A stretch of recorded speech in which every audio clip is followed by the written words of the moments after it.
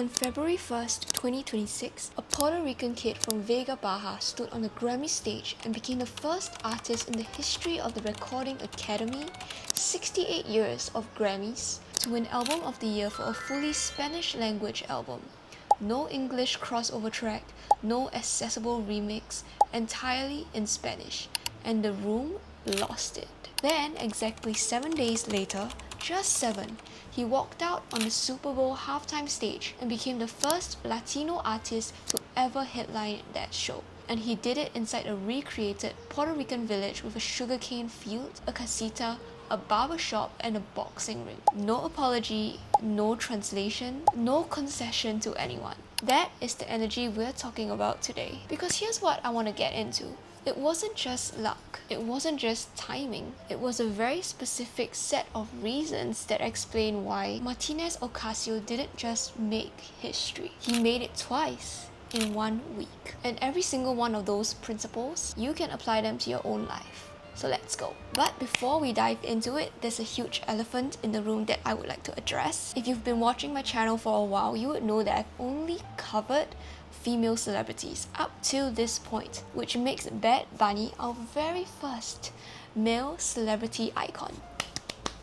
And I mean, I'm sure we all know and can accept that he's one of the girls. But of course, this means that I can't exactly keep the title of the series my It Girls series for very obvious reasons. And I personally have no issues with that because I actually have been wanting to cover a ton of male celebrities recently. After all, being an icon and building your dreams from nothing is not just subjected and limited to girls. So I'm so excited to double down and expand on all the stories from these beautiful icons, these hardworking, talented, passionate people that we see, and break down all the lessons for you step by step so that we can all implement them into our own lives. So starting today, I'm thinking of calling this new series the Self-Made System. You guys have been loving these step-by-step breakdowns, and I'm so excited to bring you guys a newer and improved version of the It Girls series. So lots of good things coming up, and as always, I have free resources down below. They are free to download, free to use, everything you need in order to achieve your highest self. So if you'd like to download the resources and watch them along with this video, feel free to go ahead. I've linked them down below. So let's get into it. I want to ensure that you understand the full picture. And also one more thing, as you can obviously see, I am not Spanish at all, so I might struggle a little bit with the names. I apologize in advance if I butcher any of them. So let's get into it. Because Bad Bunny is not famous because of the story. The story is how he got here in the first place, and more importantly, how he almost didn't. Benito grew up in Vega Baja, which is somewhere on the northern coast of Puerto Rico. He wasn't raised in New York, not LA. He was literally raised on the island, surrounded by salsa, bomba, the music of everyday Puerto Rican life. And the music industry for a very, very long time had a very clear message for Latin artists who wanted global success. You need to sing in English, or you need to at least sound English adjacent. Clean it up, smooth it out, make it palatable for the American radio. Bad Bunny heard that message and essentially just said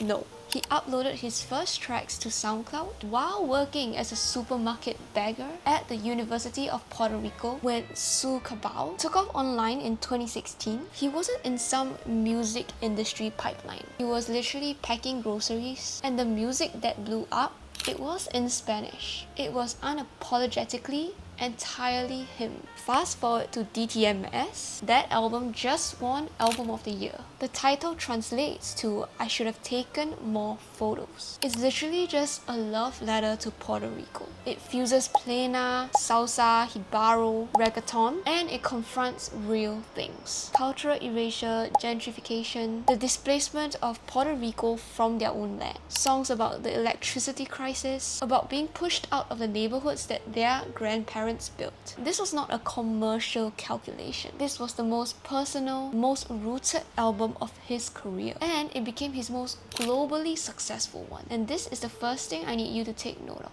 So let me walk you through the entire timeline, because the compression of just these two major events is genuinely insane. February 1st, the 68th Grammy Awards at Crypto.com Arena in Los Angeles. Bad Bunny is up against artists like Justin Bieber, Sabrina Sabrina Carpenter, Kendrick Lamar, Tyler the Creator, literally the whole field. And Harry Styles walks up to present Album of the Year. He announces DTMS and Benito, who has been nominated 4 times and has lost 4 times. You can see him just break down. You can see it on his face. He gets up to the mic and says in Spanish, "Puerto Rico, believe me when I tell you that we are much bigger than 100 by 35. That's a Puerto Rican saying about the island's small size. And he dedicated this award to anyone and everyone who had to leave their hometown in order to follow their dream. That was February 1st, and on February 8th, just 7 days later,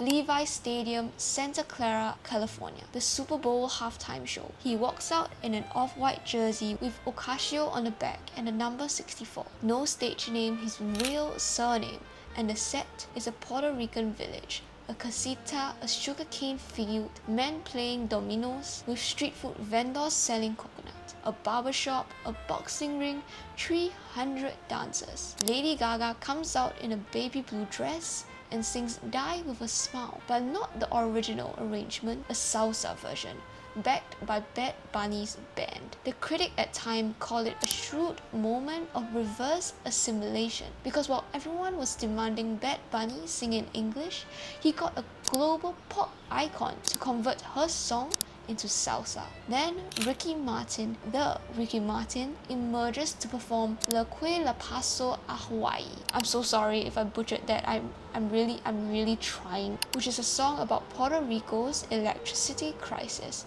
on the Super Bowl stage, with 115 million viewers watching. And Ricky, by the way, who became famous in the US mainstream partly by performing in English, performed this one entirely in Spanish. The full circle moment of that did not go unnoticed. 7 days. Grammy, Super Bowl, both historic, both completely unapologetically in Spanish. So now I want to ask you, because success that concentrated doesn't happen by accident. There's a whole framework operating underneath this. And I think it's one of the most powerful personal development frameworks that I've ever seen. Lesson 1.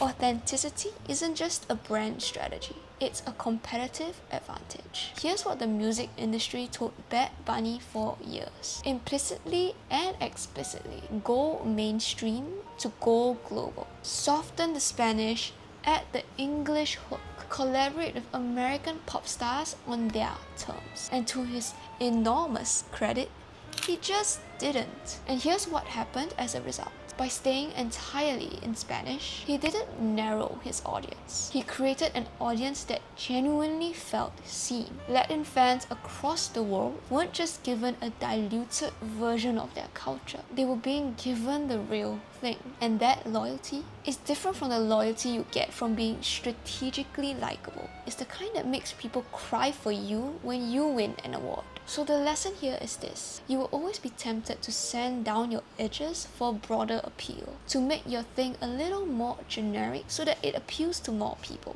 And I'm telling you, based on everything Benito's career demonstrates, that is almost always the wrong move. Your specificity is not a limitation. Your specificity is the thing. Lesson 2.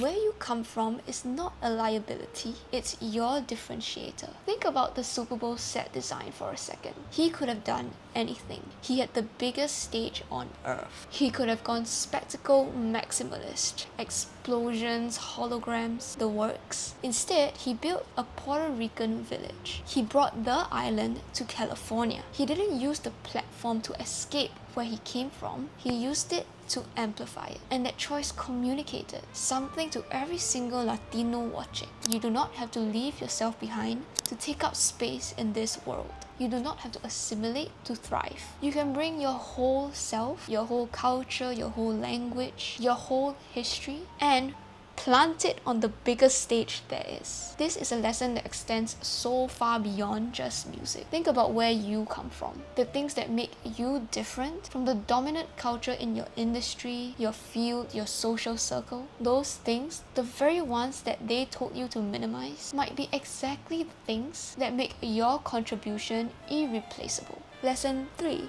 How to respond to criticism without losing your dignity. When Trump called Bad Bunny's Super Bowl selection absolutely ridiculous and commentators demanded that he sing in English, Bad Bunny had options. He could have fired back on Twitter, he could have done a press run defending himself, he could have gotten into the mud. Instead, months earlier on SNL, he addressed the whole thing with a single joke. Critics had 4 months to learn Spanish, and that was it. No lengthy rebuttal, no emotional engagement with the criticism, just a funny, calm, completely self-assured dismissal. That's the it guy response to criticism. Not just silence, because silence can look like retreat. Not aggression, because aggression elevates the critics to your level. But wit, confidence, and then you let your work speak for itself. And on February 8th, the work spoke loudly in Spanish. And lesson 4, stacking your moments intentionally. Now, I'm going to be so for real with you. You cannot just manufacture a Grammy win just 7 days before a Super Bowl performance. But what you can do is think about how your big moments cluster and whether you're leaving energy on the table by spacing them out by too much. Bad Bunny had 2 years of build-up for this week. The album dropped 2025. He did a 30-day Puerto Rico residency. He did an NPR Tiny Desk. He did a world